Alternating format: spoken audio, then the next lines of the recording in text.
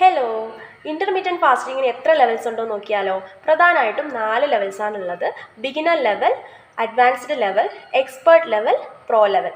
Beginner ലെവലാണ് നമ്മൾ ഏറ്റവും ആദ്യമായിട്ടൊക്കെ ഫാസ്റ്റിംഗ് ചെയ്യുന്നവർക്ക് ചൂസ് ചെയ്യാൻ പറ്റുന്ന ഒരു ലെവൽ എന്ന് പറയുന്നത്. 10 മണിക്കൂർ ഈറ്റിങ്ങും 14 മണിക്കൂർ ഫാസ്റ്റിംഗ് ആണ് അതിൽ വരുന്നത്. ഇനി അഡ്വാൻസ്ഡ് ലെവലാണ് ഏറ്റവും പോപ്പുലർ ആയിട്ടുള്ള ലെവൽ എന്ന് പറയുന്നത്. 8 മണിക്കൂർ ഈറ്റിങ്ങും 16 മണിക്കൂർ ഫാസ്റ്റിങ്ങുമാണ് വരുന്നത്.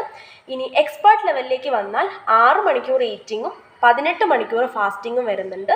ഇനി പ്രോ ലെവൽ കുറച്ച് കടുപ്പാണ്. 20 മണിക്കൂർ ഫാസ്റ്റിങ്ങും 4 മണിക്കൂറാണ് ഈറ്റിങ്ങും വരുന്നത്.